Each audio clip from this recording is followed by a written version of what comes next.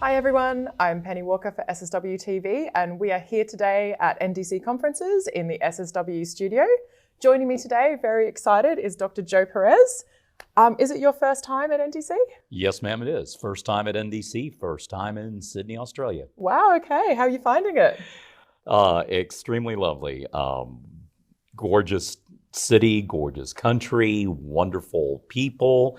The food, the ambiance, everything is just as good as people all over the world are saying. That's awesome. Well, Joe, I know that from speaking to you a little bit earlier, you're a bit of a seasoned speaker. And tell us a little bit about yourself. Okay, well, I'm a senior systems analyst and team lead from the North Carolina Department of Health and Human Services. I'm also chief technology officer on a fractional basis for Solentech Corporation. That's awesome. So Yeah. Tell me a little bit about your talk. You were talking about innovation and technology. The title is actually Facilitating Innovation in a Post-COVID-19 World. Okay, now what does Yeah. that actually mean to you? Because when we talk about innovation, it means many different things to different people. Yes, so it does. when you're specifically talking about technology and innovation, what does that mean to you? I'm, as Machiavelli supposedly has been quoted as saying, I'm not interested in preserving the status quo. I want to overthrow it. Yeah. So I want to encourage people to break out of their comfort zone and blow away the status quo, to get to the mentality that an expectation is a thing that should be exceeded, not a thing that should be met. Yeah. And so how do we get to that mindset? How do we get to the point where we view change as an opportunity rather than a threat? You know, people are so, many people are reticent to change, right? They're satisfied with the status quo. They don't want to break out of their comfort zone. They're okay, you know, if it ain't broke, don't fix it, you know. Yeah. So to get people to think along those lines, again, in the light of COVID-19, that's part of the title, right? All the pivoting that has had to go on. Well, the pandemic is mostly behind us.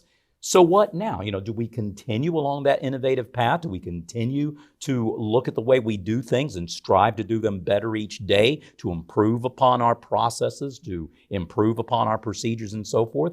Do you think that the pandemic sort of stalled innovation, or do you think that it actually expanded it exponentially? Because a lot of change had to happen very quickly for people to adapt to continue a way of life. Absolutely. But how do you think the pandemic sort of affected the way that people innovate? Sure. Well, they say necessity is the mother of invention, okay? Tragedy is the father of innovation, if necessity is the mother of invention, right? So that, you know, this was thrust upon us, Yes, right? very much so. Exactly. And, you know, people had no choice. It's either innovate or starve, right? It's either shift what you're doing or you're not going to survive, okay? And people who got on the bandwagon, as it were, and took advantage and were able to leverage the technology that was already present, that led to a myriad of improvements with the I'm sure people knew what Zoom was before the pandemic, right? I mean, Zoom's been around for a long time. And now we're very, right? very familiar Now with we're it. very, right, Zoom and Google For Meetup. us, we're on Teams. Right, Teams, right. All these platforms that were already existing before, Citrix, WebEx, Teams, Google Meet, Zoom, and so forth, they all existed. But the necessity of having to scale things up. And you know, we're not even talking about the infrastructure that had to change in order to handle all the bandwidth that was needed to make it all happen. You Absolutely. know? Right. Yeah. So when a necessity becomes when a novelty becomes a necessity, then you've got innovation. You were able to figure out how to use the tool and leverage it to the best of your ability. Then, you know, people are able to move forward and use it to make things better. Yeah. Well, I mean, we always think of innovation in a very positive way. It's always sort of constantly moving forward. Right. But when you're moving forward that quickly, what are the dangers that you foresee in that? Is it something that you have to constantly adapt to? Like, did you discover any sort of problems in that process as everything was sort of exponentially moving forward to have everyone online, you know, in cloud and on Zoom chats, and, you know, people are working from home and, you know, trying to support themselves on the terrible internet we've got in Australia. I think everyone realized just how bad the internet was once we were all at home trying to use the same network. Exactly, because the bandwidth is when the bandwidth is the same and your usage goes from 20% to 80%, you're going to test the limits of the infrastructure that you have in place, right? So you have to, you know, that the one pitfall was the infrastructure. Another pitfall is people who weren't so much in tune with using those tools, they had to be brought up to speed pretty quickly. Again, getting back to the hand that wields the tool, right? So yes, those are the pitfalls that I saw. But once that initial learning curve, once that initial push was behind us, then things started really kicking into gear. That was the third realization was, okay, this is not a short-term thing. This is not going to last 2 or 3 weeks. This is going for the long haul, 1 month, 2 months, 3 months. We didn't know when it was going to end. I think that was part of the fear for people. Like, if Yes. you can see the light at the end of the tunnel, it's a very small, confined time that you're going to have to stay in isolation. That's not too bad. But when there's no end in sight. Precisely. And the problem with some is that, the light at the end of the tunnel is an oncoming train, okay? and that's where you really got to watch out, And look, even though we're opening up and things are generally going back to normal, you can sort of still see the lasting effects that, the lockdowns and things have had on people and businesses and, you're sort of seeing a ricochet of it around the world. How do you see us recovering? What do you see for us going forward? Like, how can we sort of embrace it and rather than being fearful of it? Just because the crisis is behind us doesn't mean the care has to be behind us as well. Doesn't mean the caution has to be behind us. Doesn't mean the compassion. There we go, a bunch of C's here, right? Care, caution, compassion, right?